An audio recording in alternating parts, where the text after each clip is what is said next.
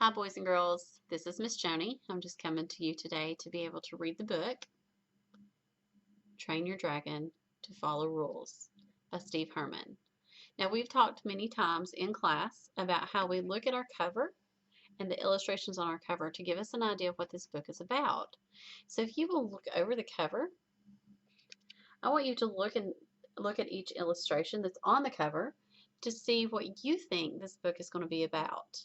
Now remember, use your deductive reasoning to also read the title so you know what the title is saying and take some context clues out of it.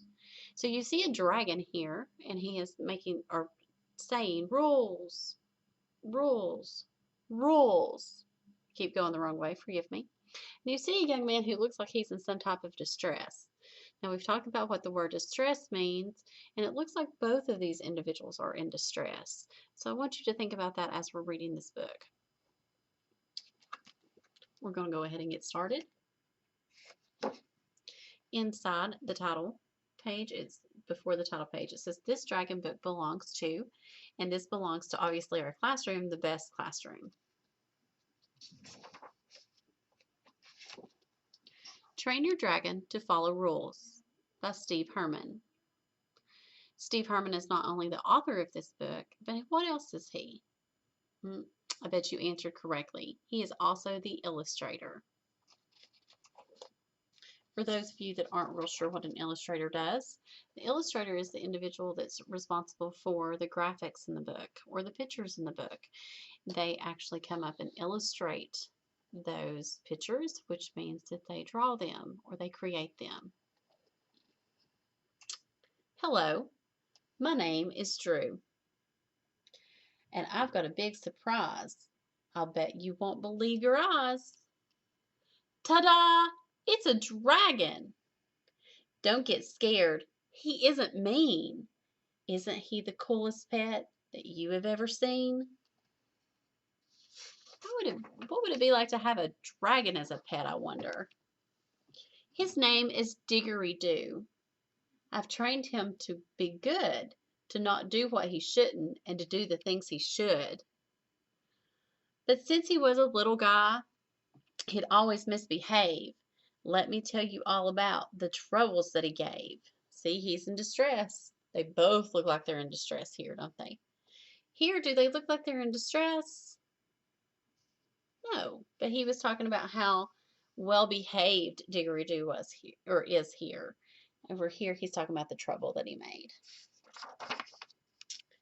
Training dragons is not easy. I will not deny it.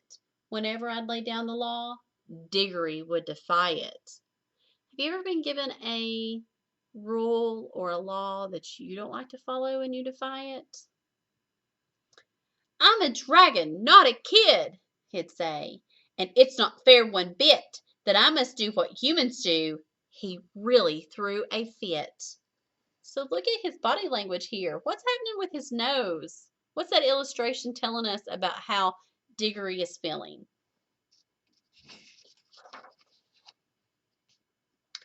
It's a rule to brush your teeth. I think that's kind of smart. When Diggory grew his baby fangs, I told him he should start. But Diggory-Doo refused to brush, and he began to pout. You'll change your mind some day, I said, when all your teeth fall out.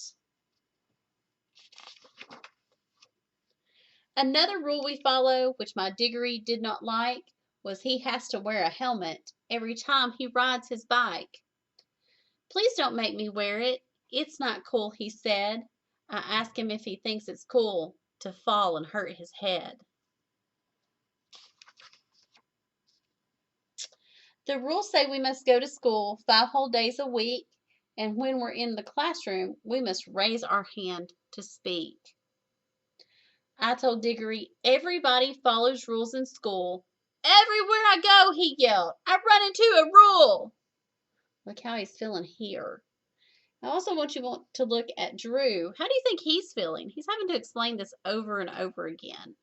So think about how Drew's feeling as well as Diggory-Doo. We went to see a movie and he brought his snacks along. Diggory, that's against the rules, and breaking rules is wrong. You can't bring your food from home. That's not how it's done. If it weren't for rules, he said, I'd have a lot more fun. We've had this conversation several times in class, haven't we, boys and girls, about how rules are not always fun, but sometimes they're very much required. Diggory likes to play outside. I think all dragons do, but first he has to do his chores. Do you have that rule too? Mom says he must make his bed and clean up all his mess. He cries and whines and stomps his feet as if he's in distress.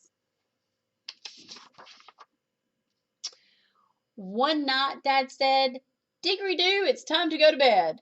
But Diggory asked to stay up late, to play his games instead. Now think about if you've ever done that. Diggory-Doo, I said, this is a rule you need to keep. Boys and girls and dragons, too, all need a good night's sleep. Diggory wants to watch TV, but must do his homework first. Of all the rules he has to follow, he hates that one worst. There's a rule for everything, Diggory-Doo said with a sigh. Why can't I just do as I please? Then I began to cry.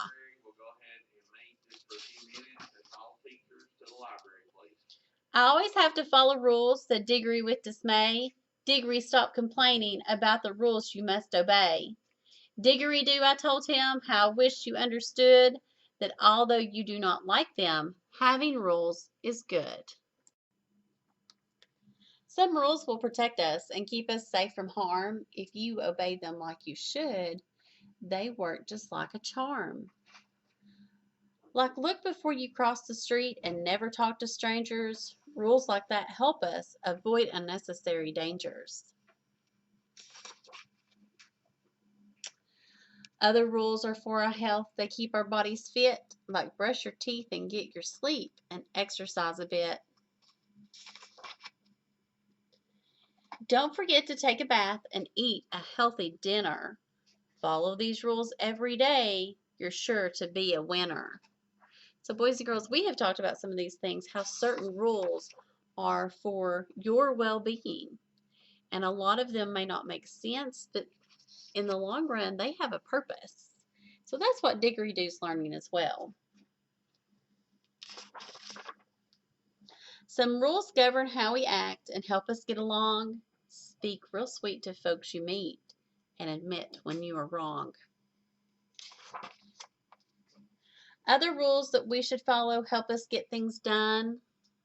Like first you finish all your work before you have some fun. We have that rule in our classroom, don't we? Diggory scratched his head and said, I'd not thought of that before. I see now why we must have rules. I'll not fight them anymore. So Diggory has changed from the first of our book towards the end. Or rather, how he behaved when he first went to live with Drew to now how he's behaving. I'm so proud of my pet dragon. Hooray for Diggory-Doo. He learned that rules are good to have for kids and dragons too. So this is the end of our book, but if you want to visit www.mydragonbooks.com/gift, you can get a free gift from Diggory-Doo. So you will now link back to your Canvas account and you will complete the activity that I've left there for you. I hope you have a great day. Thank you.